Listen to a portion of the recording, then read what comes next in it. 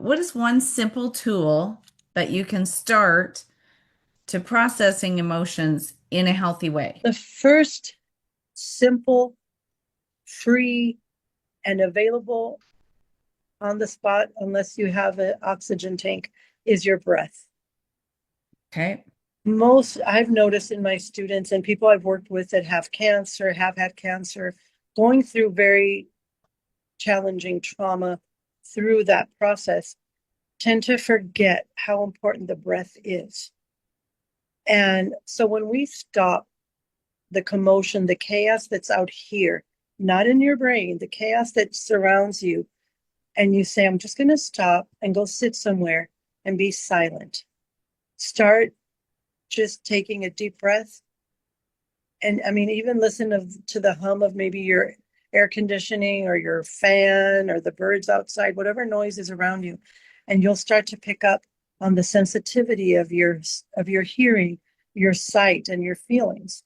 So when you take a deep breath, that to me is the greatest medicine for anything. You can see a documentary for people who are on death row, people who have killed or especially in the domestic violence, right?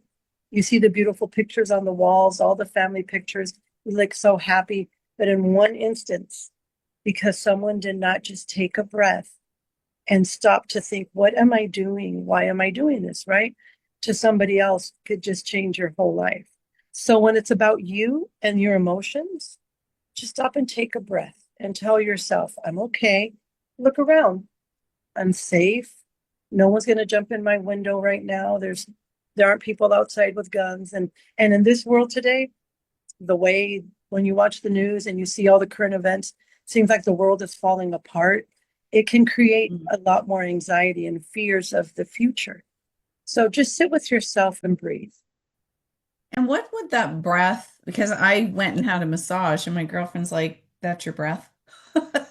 You're not breathing enough deep enough. And I'm like, but I'm high energy, so I probably breathe like a little bit snippier than I probably should. So how can we engage and know that we're giving ourselves a good breath full of air before releasing it? Yes. So breathing, when we breathe shallow, when we breathe and we're in a hurry to get out the door looking for the keys, and you're going 100 miles per hour doing 10 things at one time, you don't even notice your breath. You have no No. idea that you're breathing. It's just done like on automatic. So again, when you stop to reflect and just say, okay, I know I need to head out that door. I finally found my keys.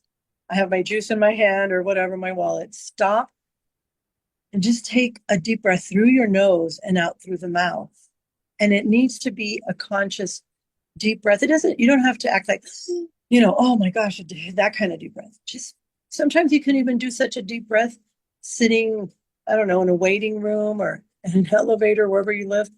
No one's even going to notice that you're breathing. That's how Okay. soft you can do it as well. But it's being conscious of your breath, being grateful of the breath, knowing that, okay, I am alive. I have this capability that I've taken for granted because I'm in such a hurry to be there for everybody else that I forget to be there for myself. Right? And so when I was looking at this, I was reading little things that you could change, like you said, without having to invest money or anything. Like having a nice glass of warm water before your meal. It's going to boost your digestion. It's going to help your stomach acids prepare for the meal that's coming.